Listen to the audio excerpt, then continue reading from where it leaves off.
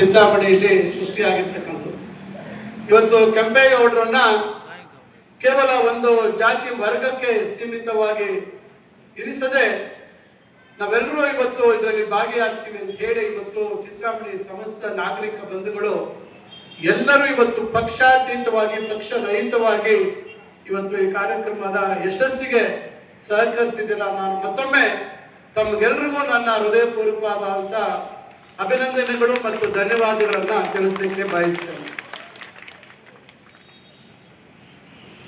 ಇವತ್ತು ಯಾವುದೇ ಒಂದು ಸಮಾಜದ ಚಿಂತಕರು ಸಾಧಕರನ್ನ ನೆನೆಸ್ಕೊಳ್ತಕ್ಕಂಥ ಅವರ ಜಯಂತ್ಯೋತ್ಸವ ಅಥವಾ ಇತರೆ ಕಾರ್ಯಕ್ರಮಗಳು ಆಲೋಚನೆ ಮಾಡಿದಾಗ ಸಮಾಜದ ಪ್ರತಿಯೊಬ್ಬರು ಎಲ್ಲ ಜಾತಿ ವರ್ಗದವರು ಯಾವುದೇ ಭೇದ ಭಾವ ಇಲ್ಲದೆ ಆ ಕಾರ್ಯಕ್ರಮದಲ್ಲಿ ಭಾಗವಹಿಸ್ತಕ್ಕಂಥದ್ದು ಮತ್ತು ಆ ಕಾರ್ಯಕ್ರಮವನ್ನ ಯಶಸ್ವಿಗೊಳಿಸ್ತಕ್ಕಂಥ ಕೆಲಸ ಮಾಡ್ತಕ್ಕಂಥದ್ದು ಬಹಳ ಮುಖ್ಯ. ಯಾಕಂದ್ರೆ ಇವತ್ತು ಸರ್ಕಾರ ಇವೆಲ್ಲ ಕಾರ್ಯಕ್ರಮಗಳನ್ನ ಆಯೋಜಿಸಿರ್ತಕ್ಕಂಥದ್ದು ನಮ್ಮ ಮುಂದಿನ ಪೀಳಿಗೆಗೆ ಈ ಒಂದು ಸಾಧಕರು ದಾರ್ಶನಿಕರು ಇವರೆಲ್ಲರ ಪರಿಚಯ, ಅವರ ಕೊಡುಗೆ, ಅವರ ಸಾಧನೆಯನ್ನ ಅವರ ಮುಂದೆ ತೆರೆದಿರ್ತಕ್ಕಂಥದ್ದು, ಅವರು ಅದನ್ನು ಅನುಕರಣೆ ಮಾಡ್ತಕ್ಕಂಥದ್ದಕ್ಕೆ ಅನುಕೂಲ ಆಗಲಿ ಅಂತಕ್ಕಂಥ ಉದ್ದೇಶದಿಂದ ಇವತ್ತು ಈ ಕಾರ್ಯಕ್ರಮಗಳನ್ನ ಇವತ್ತು ರಾಷ್ಟ್ರೀಯ ಹಬ್ಬಗಳ ಆಚರಣಾ ಸಮಿತಿಯ ಆಧ್ವರ್ಯದಲ್ಲಿ ಮಾಡ್ತಕ್ಕಂಥದ್ದು. ಇದು ಯಾವುದೇ ಒಂದು ಜಾತಿಗೆ ಸೀಮಿತವಾಗಿ ಈ ಕಾರ್ಯಕ್ರಮಗಳನ್ನ ಆಯೋಜನೆ ಮಾಡ್ತಕ್ಕಂಥದ್ದಲ್ಲ.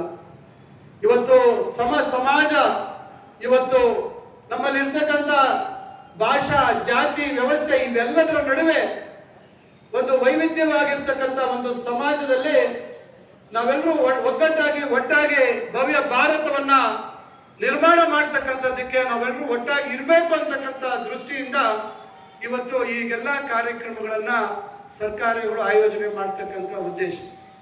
ಆ ಕಾರಣಕ್ಕಾಗಿ ನಾನು ಹೇಳ್ತಕ್ಕಂಥದ್ದು ಇಷ್ಟೇ, ಇವತ್ತು ಯಾವುದೇ ಒಂದು ಕಾರ್ಯಕ್ರಮ ಆದಾಗ ಇದು ನಮಗೆ ಸಂಬಂಧ ಇಲ್ಲ, ಅದು ಅವ್ರಿಗೆ ಮಾತ್ರ ಸೀಮಿತ ಅಂತಕ್ಕಂಥ ಉದ್ದೇಶ ಅಲ್ಲ. ಇವತ್ತು ಆ ರೀತಿ ಸಮಾಜವನ್ನ ಬೇರ್ಪಡಿಸ್ತಕ್ಕಂಥ ಉದ್ದೇಶ ಯಾರಿಗೂ ಇಲ್ಲ. ಸಮಾಜವನ್ನ ಇವತ್ತು ಸಾಧಕರ ರೂಪದಲ್ಲಿ ಪಾಶ್ಚಾತ್ಯ ಸಂಸ್ಕೃತಿ, ಪಾಶ್ಚಾತ್ಯ ಏನೋ ಆ ಒಂದು ಪ್ರಭಾವಕ್ಕೆ ನಾವೆಲ್ಲ ಒಳಗಾಗಿದ್ದೀವಿ. ಅದರಿಂದ ನಮ್ಮ ಮಕ್ಕಳು ಇವತ್ತು ಪ್ರಭಾವಿತರು ಆಗಬಾರ್ದು ಅಂತಕ್ಕಂಥ ದೃಷ್ಟಿಯಲ್ಲಿ ಈ ರೀತಿ ಸಾಧಕರ ಜಯಂತಿಗಳನ್ನ ಆಚರಣೆ ಮಾಡುವಂತ ಒಂದು ಕೆಲಸವನ್ನ ಇವತ್ತು ಎಲ್ಲ ಮಾಡ್ತಾ ಇದ್ದೇವೆ. ಅದರಿಂದ ಇವತ್ತು ಬಹಳ ಸಂತೋಷ. ಇವತ್ತು ಎಲ್ಲರೂ, ಯಾಕಂದ್ರೆ ನಾನು ನೋಡ್ತಾ ಇದ್ದೀನಿ ಸಭಿಕರಲ್ಲಿ ಇಂಥವ್ರು ಇಲ್ಲ ಅಂತಕ್ಕಂಥದ್ದಿಲ್ಲ, ಎಲ್ಲ ವರ್ಗದ ಜನ ಇವತ್ತು ಬಹಳ ಸಂತೋಷದಿಂದ ಬಹಳ ಖುಷಿಯಿಂದ ಇವತ್ತು ಕಾರ್ಯಕ್ರಮದಲ್ಲಿ ಭಾಗವಹಿಸಿದ್ದಾರೆ. ಕೆಂಪೇಗೌಡರು ಬಹುಶಃ ಆ ಕಾಲದಲ್ಲೇ ಅವರಲ್ಲಿದ್ದಂಥ ದೂರದೃಷ್ಟಿ, ಒಂದು ಸಮಾಜ ಯಾವ ರೀತಿ ಇರಬೇಕು, ಒಂದು ಸಮಾಜ ಸುಶಿಕ್ಷಿತವಾಗಿ ಇರಬೇಕು, ಆರೋಗ್ಯಕರವಾಗಿ ಇರಬೇಕು ಅಂತಕ್ಕಂಥದ್ದಕ್ಕೆ ಎಲ್ಲ ವರ್ಗದ ಜನರ ಅವರ ಕುಲ ಕಸುಬು ಅಥವಾ ಅವರ ಕಸುಬಿಗೆ ಅನುಗುಣವಾಗಿ ಅವರಿಗೆ ಪ್ರತ್ಯೇಕವಾದಂಥ ವ್ಯವಸ್ಥೆ ಮಾಡಿ ಅವರೆಲ್ಲರೂ ಇದ್ರೆ ಮಾತ್ರ ಈ ಸಮಾಜ ಅಂತಕ್ಕಂಥದ್ದನ್ನ ಮನಗಂಡಿರ್ತಕ್ಕಂಥ ಒಬ್ಬ ದಾರ್ಶನಿಕ ಕೆಂಪೇಗೌಡರು. ಅವರ ದೂರದೃಷ್ಟಿ, ಅವರ ಒಂದು ಸಮಾಜ ಯಾವ ರೀತಿ ಕಟ್ಟಬೇಕು ಅಂತಕ್ಕಂಥ ಒಂದು ಕನಸನ್ನ ಕಂಡಿದ್ರು ಅಂತಕ್ಕಂಥದ್ದು ಇವತ್ತು ನಾವೆಲ್ಲರೂ ಕೇಳಿದೀವಿ. ಇವತ್ತು ನಾವು ಅದ್ರ ಬಗ್ಗೆ ಗುಣಗಾನ ಮಾಡ್ತಾ ಇದ್ದೀವಿ. ಆದ್ರೆ ಇವತ್ತು ಸಮಾಜ ಕಟ್ಟತಕ್ಕಂಥದ್ದು ಇಲ್ಲಿಗೆ ನಿಂತಿಲ್ಲ.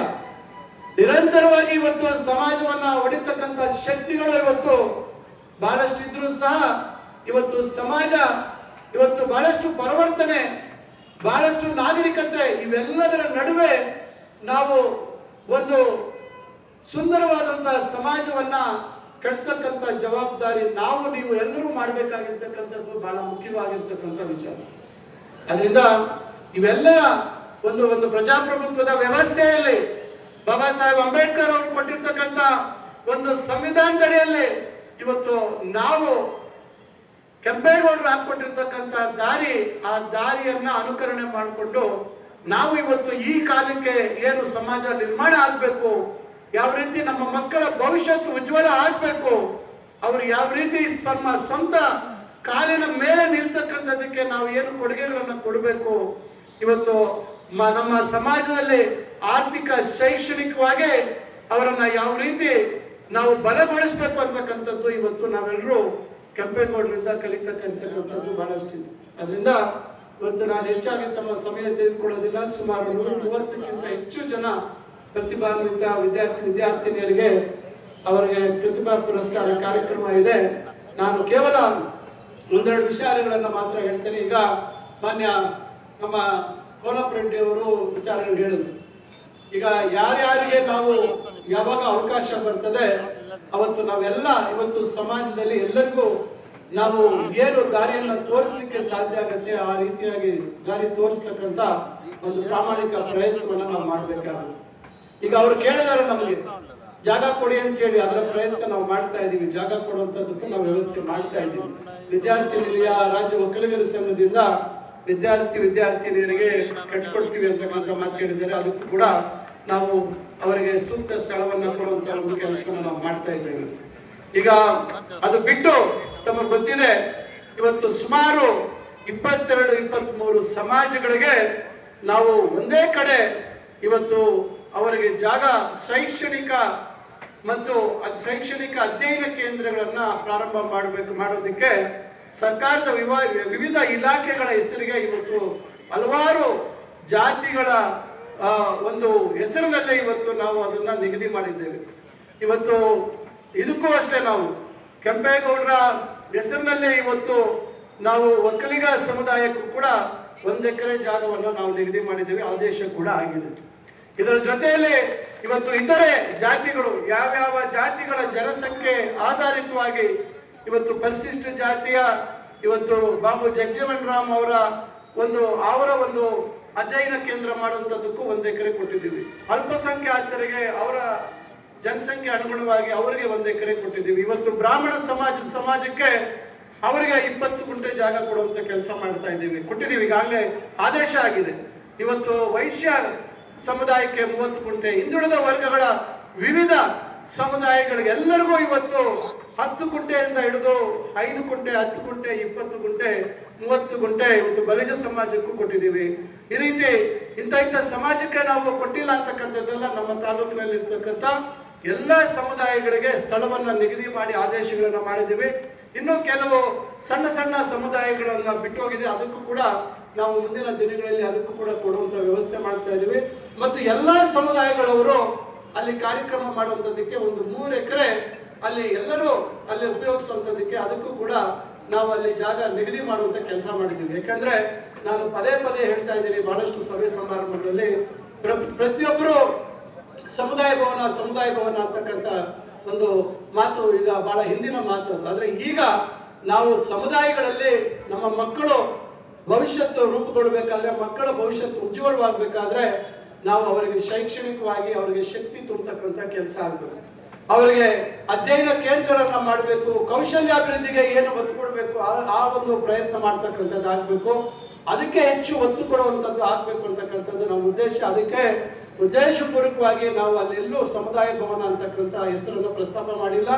ನಾವು ಸರ್ಕಾರದಿಂದ ಯಾವ್ಯಾವ ಸಮುದಾಯಕ್ಕೆ ಏನೇನು ಹಣ ಬರ್ತದೆ ಅದರ ಜೊತೆಗೆ ಸಮುದಾಯದವರು ಕೂಡ ತಮ್ಮ ವಂತಿಕೆಯನ್ನು ಹಾಕೊಂಡು ಒಂದು ಒಳ್ಳೆ ರೀತಿಯಲ್ಲಿ ಮಕ್ಕಳ ಭವಿಷ್ಯತ್ತು ರೂಪಿಸ್ತಕ್ಕಂಥದಕ್ಕೆ ಒಂದು ಪ್ರಯತ್ನ ಆಗಬೇಕು ಅಂತಕ್ಕಂಥದ್ದು ನಮ್ಮ ಉದ್ದೇಶ. ಆದ್ರಿಂದ ಇವತ್ತು ಇವೆಲ್ಲ ಮಾಡ್ತಾ ಇದೀವಿ. ನಾನು ನೆನಪು ಬರ್ತಾ ಇದ್ದೆ, ಕಳೆದ ವರ್ಷದ ವೇದಿಕೆಯಲ್ಲಿ ಹೇಳಿದ್ದೆ, ಮುಂದಿನ ವರ್ಷ ನಾವು ಭವ್ಯವಾದಂಥ ಅಂಬೇಡ್ಕರ್ ಭವನಲ್ಲಿ ಕಾರ್ಯಕ್ರಮ ಆಯೋಜನೆ ಮಾಡ್ತೀವಿ ಅಂತಕ್ಕಂಥ ಮಾತು ಹೇಳಿದ್ವಿ. ಆದರೆ ಕೆಲವು ಬದಲಾವಣೆಗಳನ್ನ ಅದು ಒಂದು ರೀತಿ ರಾಜ್ಯಕ್ಕೆ ಮಾದರಿಯಾಗಿರ್ಬೇಕು ಅಂಬೇಡ್ಕರ್ ಭವನ ಅಂತಕ್ಕಂಥ ಕನಸಿಂದ ಕೆಲವು ಹೆಚ್ಚುವರಿಯಾಗಿ ಕೆಲವು ಬದಲಾವಣೆಗಳನ್ನ ಅದಕ್ಕೆ ಸೇರಿಸ್ತಿರೋ ಕಾರಣದಿಂದ ಇನ್ನೆಲ್ಲ ಒಂದು ಅಂತಿಮ ಘಟ್ಟಕ್ಕೆ ಬಂದಿದೆ. ಬಹುಶಃ ಇನ್ನ ಹೆಚ್ಚು ಅಂದ್ರೆ 1 ತಿಂಗಳು ಒಳಗೆ ಬಹುಶಃ ನಾವು ಅದನ್ನ ಉದ್ಘಾಟನೆ ಮಾಡಬೇಕು ಅಂತಕ್ಕಂಥ ತೀರ್ಮಾನ ಮಾಡಿದ್ದೀವಿ. ಈಗಾಗಲೇ ಆಸನಗಳೆಲ್ಲ ಇವತ್ತು ಫಿಕ್ಸ್ ಆಗ್ತಾ ಇದೆ. ಸುಮಾರು 904 ಆಸನಗಳು ಇವತ್ತಲ್ಲಿ ನಾವು ಅಲ್ಲಿ ಜೋಡಣೆ ಮಾಡುವಂತ ಕೆಲಸ ಆಗ್ತಾ ಇದೆ. ಮತ್ತು ಅದನ್ನ ಒಂದು ರೀತಿ ಅಧ್ಯಯನ ಕೇಂದ್ರ, Ambedkar Bhavan and experience centre ಅಂತ ಹೇಳಿ ಒಂದು ಅಧ್ಯಯನ ಕೇಂದ್ರವಾಗಿ ಅದನ್ನ ರೂಪುಗೊಳಿಸಬೇಕು. ಬಹುಶಃ ರಾಜ್ಯದಲ್ಲೇ ಯಾರು ಮಾಡದೇ ಇರುವಂತ ಒಂದು ಪ್ರಯೋಗವನ್ನು ನಾವಿನ್ನು ಮಾಡ್ತಾ ಇದ್ದೀವಿ. ಇದು ಎಲ್ಲರಿಗೂ ಇದು ಒಂದು ರೀತಿ ಉಪಯೋಗ ಆಗಬೇಕು ಅಂತಕ್ಕಂಥ ದೃಷ್ಟಿಯಲ್ಲಿ ಇವತ್ತು ನಗರದ ಹೃದಯ ಭಾಗದಲ್ಲಿ ಬಹಳ ಆಧುನಿಕವಾಗಿ ಅತ್ಯುತ್ತಮವಾದಂತಹ ಸೌಲಭ್ಯಗಳನ್ನು ಒಳಗೊಂಡಂತೆ ಆ ವ್ಯವಸ್ಥೆ ಇವತ್ತು ಅಂತಿಮ ಒಂದು ಹಂತಗಳಲ್ಲಿದೆ. ಅದರಿಂದ ನಾನು ಕಳೆದ ವರ್ಷ ಹೇಳಿದಂಥ ಮಾತು ಬಹುಶಃ ನನಗೆ ನೆನಪಾಗಿ ಹೇಳ್ತಾ ಇದ್ದೀನಿ. ದಯವಿಟ್ಟು ಕಾರಣಾಂತರದಿಂದ ನಮಗೆ ವಿಳಂಬ ಆಗಿದೆ. ಆ ರೀತಿ ನಾವು ಈಗ ವಾಲ್ಮೀಕಿ ಭವನ ಕೂಡ ಕಾಮಗಾರಿಯನ್ನು ವೇಗವನ್ನು ಕೊಡ್ತಾ ಇದ್ದೀವಿ. ಅಂಬೇಡ್ಕರ್ ಭವನದ ಕಾಮಗಾರಿ ಕಡೆ ಹೆಚ್ಚು ಗಮನ ಆಗಿದ್ದರಿಂದ ಅಲ್ಲಿ ಕಾಮಗಾರಿ ವಿಳಂಬ ಆಗಿದೆ. ಅದು ಕೂಡ ಬಹುತೇಕ ಬೇಗ ಪೂರ್ಣಗೊಳಿಸುವಂಥ ಪ್ರಯತ್ನ ಮಾಡ್ತಾ ಇದ್ದೀವಿ. ಆದರೆ ಹೆಚ್ಚು ಭವನಗಳು ಮಾಡುವಂಥದ್ರಿಂದ ನಾಳೆ ಆ ಭವನಗಳ ನಿರ್ವಹಣೆ, ಆ ಭವನಗಳ ಸುಸ್ಥಿತಿಯಲ್ಲಿ ಇರ್ತಕ್ಕಂಥದ್ದು ಕಷ್ಟ ಆಗುತ್ತೆ. ಅದರಿಂದ ಇವತ್ತು ನಾವು ಎಲ್ಲರಿಗೂ ಉಪಯೋಗ ಆಗೋ ರೀತಿಯಲ್ಲಿ ಮಾಡ್ಕೋಬೇಕು ಮತ್ತು ಅಧ್ಯಯನ ಕೇಂದ್ರಗಳ ಕಡೆ ಹೆಚ್ಚು ಗಮನ ಕೊಡುವಂಥದ್ದು ಆಗಬೇಕು. ಈಗ 3 ವರ್ಷ ನಾನು ಉನ್ನತ ಶಿಕ್ಷಣ ಇಲಾಖೆ ಸಚಿವನಾಗಿ ಕೆಲಸ ಮಾಡಿದೆ. ನನಗೆ ಗೊತ್ತಿದೆ ಒಬ್ಬ ದಂತ ವೈದ್ಯನಾಗಿ ಕೌಶಲ್ಯಕ್ಕೆ ಎಷ್ಟು ಆದ್ಯತೆ ಇದೆ ಅಂತ ಹೇಳಿ. ನಾವು ವೈದ್ಯಕೀಯ ಕ್ಷೇತ್ರದಲ್ಲಿ ಬಹಳ ಹಿಂದೆನೇ ಹೆಚ್ಚು ಕೌಶಲ್ಯಕ್ಕೆ ಆದ್ಯತೆ ಇತ್ತು. ಆದರೆ ತಾಂತ್ರಿಕ ಶಿಕ್ಷಣ ಮತ್ತು ಬೇರೆ ನಮ್ಮ ಏನೋ BSc BA ಕೋರ್ಸ್ಗಳು BCom ಇವೆಲ್ಲದಕ್ಕೂ ಕೌಶಲ್ಯದ ಕಡೆ ಹೆಚ್ಚು ಗಮನ ಇರಲಿಲ್ಲ. ಆದರೆ ಈಗ ಎಲ್ಲಾದರೂ ಉದ್ಯೋಗ ವಹಿಸಿ ಹೋಗ್ಬೇಕಾದ್ರೆ ನಾವು ಉತ್ತಮ ರೀತಿಯಾದಂಥ ಕೌಶಲ್ಯಗಳನ್ನು ಪಡೆದಿದ್ರೆ, ನಾವು ಸ್ಕಿಲ್ಲಿಂಗ್ ಆಗದೇ ಇದ್ರೆ, ಆ ಸಂಬಂಧಪಟ್ಟಂಥ ಕೌಶಲ್ಯದ ತರಬೇತಿ ನಮ್ಮಲ್ಲಿ ಇಲ್ಲದೇ ಇದ್ರೆ ಉದ್ಯೋಗಗಳು ಇವತ್ತು ಲಭಿಸ್ತಕ್ಕಂಥದ್ದು ಬಹಳ ಕಷ್ಟ ಆಗುತ್ತೆ. ಅದರಿಂದ ನಾನು ಹೇಳ್ತಕ್ಕಂಥದ್ದು ಇಷ್ಟೇ. ಇವತ್ತು ಆ ನಿಟ್ಟಿನಲ್ಲಿ ನಾವು 3 ವರ್ಷಗಳಲ್ಲಿ ಬಹಳಷ್ಟು ಪ್ರಯತ್ನಗಳನ್ನು ಮಾಡಿದ್ದೀವಿ. ದೊಡ್ಡ ದೊಡ್ಡ ಒಂದು ಸೆಂಟರ್ಸ್ ಆಫ್ ಎಕ್ಸಲೆನ್ಸ್ಗಳನ್ನು ಮಾಡುವಂಥ ಪ್ರಯತ್ನ ಆಗಿದೆ.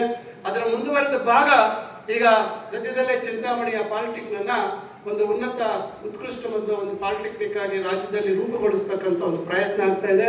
ಈಗ ಮೊದಲನೇ ಹಂತದಲ್ಲಿ ನಮ್ಮ ಪಾಲಿಟೆಕ್ನಿಕ್ ಅಲ್ಲಿ ಎಲೆಕ್ಟ್ರಾನಿಕ್ಸ್ ಡಿಪಾರ್ಟ್ಮೆಂಟ್ಗೆ ಸಂಪೂರ್ಣವಾಗಿ ಒಂದು ಈಗಿನ ಕಾಲಕ್ಕೆ ಅನುಗುಣವಾಗಿ ಅತ್ಯುತ್ತಮವಾದಂಥ ಒಂದು ಸ್ಯಾಮ್ಸಂಗ್ ಕಂಪನಿಯ Samsung centre for skill development ಅಂತ ಹೇಳಿ ಇವತ್ತು ನಾವು ಅಲ್ಲಿ ಇಡೀ ಒಂದು ಫ್ಲೋರು ಸುಮಾರು 7,500 ಸ್ಕ್ವೇರ್ ಫೀಟ್ ಅಲ್ಲಿ ಇವತ್ತು ಉತ್ತಮವಾದಂಥ ವ್ಯವಸ್ಥೆ ಇವತ್ತು ರೆಡಿ ಆಗಿದೆ.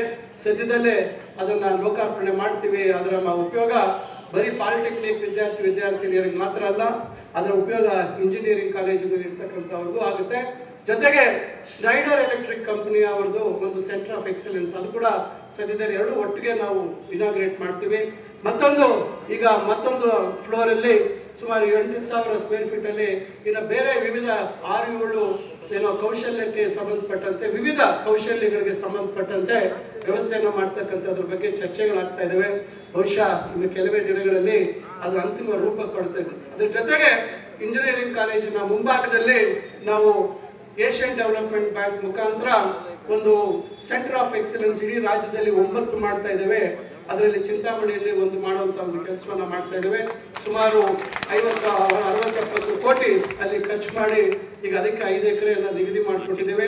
ಮತ್ತೊಂದು ಸಂಸ್ಥೆಯವರು ಒಂದು 5 ಎಕರೆ ಅವರು ಒಂದು ಕೌಶಲ್ಯಕ್ಕೆ ಹೆಚ್ಚು ಆದ್ಯತೆ ಇರ್ತಕ್ಕಂಥ ಸಂಸ್ಥೆಯನ್ನು ಮಾಡ್ತೀವಿ ಅಂತ ಹೇಳಿದ್ದಾರೆ.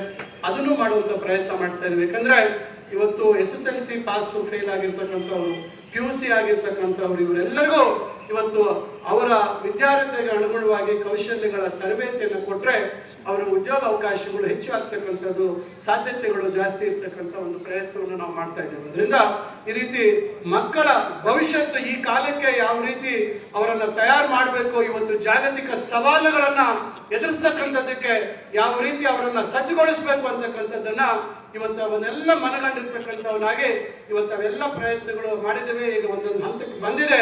ಮುಂದಿನ ದಿನಗಳಲ್ಲಿ ಅದು ತಾವು ನೋಡ್ಲಿದ್ದೀರಿ ಅಂತಕ್ಕಂಥ ಮಾತನ್ನ ಈ ಸಂದರ್ಭದಲ್ಲಿ ಹೇಳ್ತಾ, ಇಲ್ಲಿರ್ತಕ್ಕಂಥ ಮಕ್ಕಳಿಗೆ ನಾನು ಹೇಳುವಂಥದ್ದು ಇಷ್ಟೇ. ಇವತ್ತು ತಾವೆಲ್ಲರೂ ತಮ್ಮ ಪೋಷಕರಿಗೆ ಇವತ್ತು ದೊಡ್ಡ ಒಂದು ಗೌರವ ತರ್ತಕ್ಕಂಥ ಒಂದು ಕೆಲಸವನ್ನು ಮಾಡಿದ್ದೀರಿ. ಆದರೆ ನಿಮ್ಮ ಪ್ರಯತ್ನ ಇನ್ನಷ್ಟು ಈಗ ಮುಂದಿನ ಘಟ್ಟದಲ್ಲಿ ತಾವು ಹೆಚ್ಚಿನ ಒಂದು ಗಮನ ಕೊಡ್ತಕ್ಕಂಥದ್ದು. ಯಾಕಂದ್ರೆ ಈಗ ತಾಲೂಕು ಮಟ್ಟದಲ್ಲಿ ಅಥವಾ ಒಂದು ಜಿಲ್ಲೆ ಮಟ್ಟದಲ್ಲಿ ತಾವು ಪ್ರತಿಭಾನ್ವಿತರಾಗಿ ಹೊರಹೊಮ್ಮಿದ್ದೀರ. ಆದರೆ ಮುಂದಿನ ಸವಾಲುಗಳು ರಾಜ್ಯ ಮಟ್ಟದಲ್ಲಿ, ದೇಶದ ಮಟ್ಟದಲ್ಲಿ, ಅಂತಾರಾಷ್ಟ್ರೀಯ ಮಟ್ಟದಲ್ಲಿ ತಮ್ಮ ಪ್ರತಿಭೆ ಹೊರತರ್ತಕ್ಕಂಥದ್ದು ಆಗ್ಬೇಕಾಗುತ್ತೆ. ಮತ್ತು ತಮ್ಮ ಪ್ರತಿಭೆಯ ಫಲ ಇವತ್ತು ತಮ್ಮ ಪೋಷಕರಿಗೆ, ತಮ್ಮ ಕುಟುಂಬಕ್ಕೆ ಅಲ್ಲದೆ ಈ ದೇಶಕ್ಕೆ ಉಪಯೋಗ ಆಗ್ತಕ್ಕಂಥ ರೀತಿಯಲ್ಲಿ ತಾವು ಪ್ರಯತ್ನಗಳನ್ನು ಮಾಡಬೇಕು. ಆ ನಿಟ್ಟಿನಲ್ಲಿ ತಮ್ಮ ಒಂದು ಆಲೋಚನೆಗಳು ಇರಬೇಕು. ಇವತ್ತು ಬಹಳಷ್ಟು ಡೈವರ್ಷನ್ಸ್ ಇದಾವೆ, ಬಹಳಷ್ಟು ನಮಗೆ ಏನೇನೋ ಕನಸುಗಳು, ಆಸೆಗಳು ಬರ್ತಾ ಇರ್ತದೆ. ಆದರೆ ನಾವು ಬಹಳಷ್ಟು ಕನಸುಗಳನ್ನ ಕಟ್ಕೋಬೇಕು. ತಾವು ಆಯ್ಕೆ ಮಾಡ್ಕೊಳ್ತಕ್ಕಂಥ ವೃತ್ತಿ ಏನಿದೆ ಬಹಳ ಎಚ್ಚರಿಕೆಯಿಂದ ಆಯ್ಕೆ ಮಾಡ್ಕೋಬೇಕು. ಯಾರೊಬ್ಬರನ್ನು ಕೇಳಿ ಇವತ್ತು ಆಯ್ಕೆ ಮಾಡುವಂಥದ್ದಲ್ಲ. ಇವತ್ತು ಅಂತರ್ಜಾಲ ಇದೆ, ಇವತ್ತು ಇಂಟರ್ನೆಟ್ ವ್ಯವಸ್ಥೆ ಇದೆ. ತಮ್ಮ ಬೆರಳು ಒತ್ತಿದ್ರೆ ಸಾಕು ಇವತ್ತು ಎಲ್ಲ ಮಾಹಿತಿ ಸಿಗ್ತದೆ. ಬಹಳಷ್ಟು ಇವತ್ತು ಜನ ಏನು ಕಂಪ್ಯೂಟರ್ ಸೈನ್ಸ್ ಅಂತ ವ್ಯಾಮೋಹಕ್ಕೆ ಒಳಗಾಗಿದ್ದಾರೆ. ಇವತ್ತು ಕಂಪ್ಯೂಟರ್ ಸೈನ್ಸ್ ಅಧ್ಯಯನ ಮಾಡಿದ್ದೇವೆ, ಕೇವಲ 17% ಮಾತ್ರ ಇವತ್ತು ಉದ್ಯೋಗ ಸಿಗ್ತಾ ಇದೆ. ಅದರಿಂದ ಇವತ್ತು ವಿದೇಶಗಳಲ್ಲಿ ಇವತ್ತು ಉದ್ಯೋಗ ಸಿಗ್ತಾ ಇಲ್ಲ. ಕಂಪ್ಯೂಟರ್ ಸೈನ್ಸ್ ಉನ್ನತ ಶಿಕ್ಷಣ ಪಡೆದಿರ್ತಕ್ಕಂಥವ್ರಿಗೆ ಉದ್ಯೋಗ ಸಿಗ್ತಾ ಇಲ್ಲ. ಅದರಿಂದ ನೀವು ಬಹಳ ಜಾಗ್ರತೆಯಿಂದ, ಬಹಳ ಎಚ್ಚರಿಕೆಯಿಂದ ಇವತ್ತೇನು ಆರ್ಟಿಫಿಷಿಯಲ್ ಇಂಟೆಲಿಜೆನ್ಸ್ನ ಪ್ರಭಾವ ಇವತ್ತು ಯಾವ ಮಟ್ಟಕ್ಕೆ ನಮ್ಮ ಮೇಲೆ ಅದು ಬೀರ್ತದೆ, ಅದರ ಉಪಯೋಗ ಯಾವ ರೀತಿ ಪಡ್ಕೋಬೇಕು, ಅದರಿಂದ ಆಗ್ತಕ್ಕಂಥ ಉದ್ಯೋಗಗಳ ಮೇಲೆ ಆಗ್ತಕ್ಕಂಥ ನಷ್ಟವನ್ನ ಅದನ್ನು ಬೇರೆ ರೀತಿಯಲ್ಲಿ ಸದ್ಬಳಕೆ ಯಾವ ರೀತಿ ಮಾಡ್ಕೋಬೇಕು ಅಂತಕ್ಕಂಥ ದಿಕ್ಕಿನಲ್ಲಿ ಕೂಡ ಇವತ್ತಿನ ಯುವ ಪೀಳಿಗೆ ಆಲೋಚನೆ ಮಾಡಿ ತಮ್ಮ ಆಯ್ಕೆಗಳನ್ನು ಮಾಡ್ಕೋಬೇಕು ಅಂತಕ್ಕಂಥ ಮಾತನ್ನ ಈ ಸಂದರ್ಭದಲ್ಲಿ ನಾನು ಹೇಳ್ತಾ, ಏನಿವತ್ತು ಕೆಂಪೇಗೌಡರು ಹಾಕೊಟ್ಟಿರ್ತಕ್ಕಂಥ ದಾರಿಯಲ್ಲಿ ನಾವೆಲ್ಲರೂ ನಡೆಯೋಣ, ನವ ಸಮಾಜ ನಾವು ನಿರ್ಮಾಣ ಮಾಡೋಣ, ಒಟ್ಟಾಗಿ ಮಾಡೋಣ ಅಂತಕ್ಕಂಥದ್ದು ನಮಗೆ ಮುನ್ರೆಡ್ಡಿ ಅವರು ಮಾತಾಡ್ಬೇಕಾದ್ರೆ ಹೇಳ್ತಾ ಇದ್ರು. ಬಹಳ ನಗರ ಸೌಂದರ್ಯೀಕರಣ ಒಂದೇ ಅಲ್ಲ, ನಗರ ಸ್ವಚ್ಛವಾಗಿರ್ಬೇಕು ಅಂತಕ್ಕಂಥ ಮಾತನ್ನ ಹೇಳಿದ್ರು. ಇವತ್ತು ಚಿಂತಾಮಣಿಯಲ್ಲಿ ಸ್ವಚ್ಛವಾಗಿ ಮಾಡಬೇಕಾದ್ರೆ ಯಾರು ಒಬ್ಬರಿಂದ ಸಾಧ್ಯ ಇಲ್ಲ. ಇವತ್ತು ತಾವೆಲ್ಲರೂ ಇವತ್ತು ಸಹಕಾರ ಕೊಡಬೇಕಾಗುತ್ತೆ. ತಾವೆಲ್ಲರೂ ಜೊತೆಗೂಡಿದ್ರೆ ಮಾತ್ರ ಇವತ್ತು ನಾವು ನಗರವನ್ನ ಸ್ವಚ್ಛವಾಗಿ ಇಡ್ಲಿಕ್ಕೆ ಸಾಧ್ಯ ಆಗುತ್ತೆ. ನಮ್ಮ ಪರಿಸರವನ್ನ ಸ್ವಚ್ಛವಾಗಿ ಇಡ್ಲಿಕ್ಕೆ ಸಾಧ್ಯ ಆಗುತ್ತೆ. ನಮ್ಮ ಪರಿಸರವನ್ನ ಮುಂದಿನ ಪೀಳಿಗೆಗೆ ನಾವು ಉಡುಗೊರೆಯಾಗಿ ಕೊಡ್ಲಿಕ್ಕೆ ನಾವು ಸಾಧ್ಯ ಆಗುತ್ತೆ. ಇವತ್ತು ದೆಹಲಿಯಲ್ಲಿ ನೀವು 2 ದಿವಸ 3 ದಿವಸ ಇದ್ರೆ ನಿಮ್ಮ ಆರೋಗ್ಯದ ಮೇಲೆ ಯಾವ ರೀತಿ ಪರಿಣಾಮ ಬೀರುತ್ತೆ ಅಂತಕ್ಕಂಥದ್ದನ್ನ ನಾವು ಯಾರು ಊಹಿಸ್ಲಿಕ್ಕೆ ಸಾಧ್ಯ ಇಲ್ಲ. ಅದರಿಂದ ಇವತ್ತು ನಮ್ಮಲ್ಲಿರ್ತಕ್ಕಂಥ ಪರಿಸರವನ್ನ ಮತ್ತು ನಮ್ಮ ಸುತ್ತಲೂ ಇರ್ತಕ್ಕಂಥ ವ್ಯವಸ್ಥೆಯನ್ನ ನಾವೆಲ್ಲರೂ ಒಟ್ಟಾಗಿ ಜೊತೆಯಾಗಿ ನಾವು ಸೇರಿದ್ರೆ ಖಂಡಿತ ಇವತ್ತು ದೇಶಕ್ಕೆ ಮಾದರಿ ಆಗ್ತಕ್ಕಂಥ ನಿಟ್ಟಿನಲ್ಲಿ ನಮ್ಮ ಚಿಂತಾಮಣಿ ನಗರ ರೂಪುಗೊಳ್ತಕ್ಕಂಥದ್ದಕ್ಕೆ ಸಹಕಾರಿ ಆಗತ್ತೆ. ನಾವೆಲ್ಲರೂ ಬಹಳ ಹೆಮ್ಮೆಯಿಂದ ಮತ್ತೊಬ್ರು ಯಾರಾದ್ರೂ ಬಂದು ಚಿಂತಾಮಣಿ ಹೀಗಿದೆ ಆಗಿದೆ ಅಂತ ಹೊಗಳಿದಾಗ ಇದು ನಾನು ಒಬ್ಬರಿಗೆ ಸಲ್ತಕ್ಕಂಥ ಕೀರ್ತಿ ಅಲ್ಲ, ನಿಮ್ಗೆಲ್ರಿಗೂ ಸಲ್ತಕ್ಕಂಥ ಕೀರ್ತಿ. ಅದರಿಂದ ನಾನು ತಾವೆಲ್ಲರೂ ತಮ್ಮ ಪಾಲ್ಗೊಳ್ಳುವಿಕೆ, ತಮ್ಮ ಸಹಕಾರ ಅತ್ಯಮೂಲ್ಯ, ಅತ್ಯವಶ್ಯಕ. ಚಿಂತಾಮಣಿಯ ಒಂದು ಸ್ವಚ್ಛತೆ ಕಾಪಾಡೋ ದೃಷ್ಟಿಯಲ್ಲಿ, ಚಿಂತಾಮಣಿಯ ಅಭಿವೃದ್ಧಿಯ ದೃಷ್ಟಿಯಲ್ಲಿ ನಾವು ಮಾಡ್ತಕ್ಕಂಥ ಅಭಿವೃದ್ಧಿ ಕೆಲಸಗಳನ್ನ ನಮ್ಮದು ಅಂತ ಹೇಳಿ ಅದನ್ನ ಉಳಿಸ್ಕೊಂಡು ಹೋಗ್ತಕ್ಕಂಥದ್ದಕ್ಕೆ ಬಹಳ ದೊಡ್ಡ ಪಾತ್ರ ತಾವು ವಹಿಸಬೇಕು ಅಂತಕ್ಕಂಥ ಮನವಿಯನ್ನ ಈ ಸಂದರ್ಭದಲ್ಲಿ ಮಾಡ್ತಾ, ಮತ್ತೊಮ್ಮೆ ಇವತ್ತು ಬಹಳ ಅತ್ಯುತ್ತಮವಾಗಿ ಸಂಘಟನೆ ಮಾಡಿರ್ತಕ್ಕಂಥ ಎಲ್ಲರಿಗೂ, ಯಾಕಂದ್ರೆ ಯಾರೊಬ್ಬರ ಹೆಸರನ್ನು ತೆಗೆದುಕೊಳ್ಳೋದಿಲ್ಲ, ಬಹಳ ಸಂತೋಷ. ಇವತ್ತು ಪಕ್ಷಾತೀತವಾಗಿ ತಾವು ಎಲ್ಲರೂ ಮತ್ತು ಜಾತ್ಯತೀತವಾಗಿ ಇವತ್ತು ಕಾರ್ಯಕ್ರಮದಲ್ಲಿ ಎಲ್ಲರೂ ಚಿಂತಾಮಣಿಯ ತಾಲೂಕಿನ ನಾಗರಿಕರು ಎಲ್ಲರೂ ತಾವು ಭಾಗವಹಿಸಿದರ. ಮತ್ತೊಮ್ಮೆ ಮತ್ತು ನಮ್ಮ ಅಧಿಕಾರಿಗಳಿಗೂ ಸಹ ನಾನು ಮತ್ತೊಮ್ಮೆ ನನ್ನ ಹೃದಯಪೂರ್ವಕವಾದಂತಹ ಅಭಿನಂದನೆಗಳನ್ನು ಸಲ್ಲಿಸಿ ನನ್ನ ಮಾತನ್ನು ಮುಗಿಸ್ತೇನೆ.